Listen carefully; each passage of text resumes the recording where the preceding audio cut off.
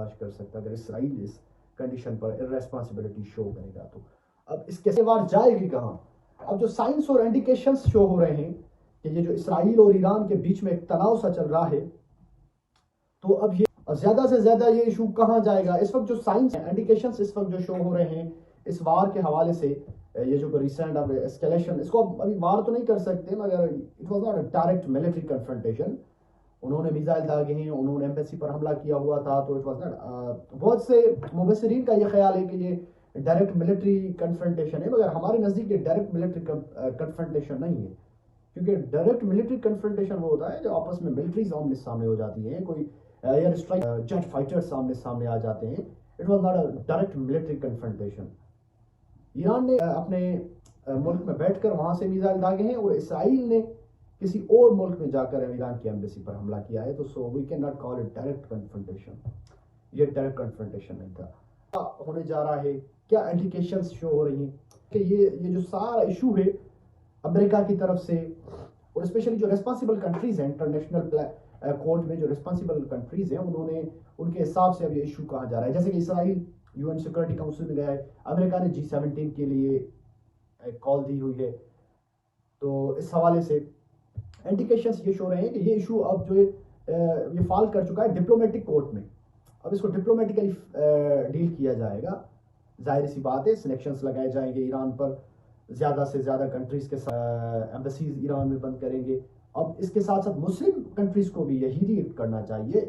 Individual मुस्लिम countries ने react किया जब सीरिया में एम्बेसी पर हमला किया गया, तो तमाम मुस्लिम ममालिक ने इंडिविजुअली उसको कंडेम किया, मगर ये ऐसे नहीं चलता। एक जॉइंट एक्शन होना चाहिए, एक जॉइंट कॉल होनी चाहिए, तमाम मुस्लिम कंट्रीज़ का एक जॉइंट रिएक्शन होना चाहिए। मुस्लिम कंट्रीज़ को OIC की मीटिंग एक प्लेटफॉर्म है, वो की मीटिंग कॉल करनी चाहिए। वहाँ पर अगर कंट्री हेड्स नहीं जा सकते तो कम से कम जो कि फॉरेन सेक्रेटरीज हैं या फॉरेन मिनिस्टर्स हैं उनकी OIC मीटिंग होनी चाहिए। इस इशू के ऊपर एक बात होनी चाहिए, डिबेट होनी चाहिए, और उसके बाद जो भी डिसाइड हो तो वो जॉइंटली उसको अनाउंस किया जाए, तभी जाकर ये कोई इंटरनेशनल कम्युनिटी पर इन्फ्लुएंस करेगा।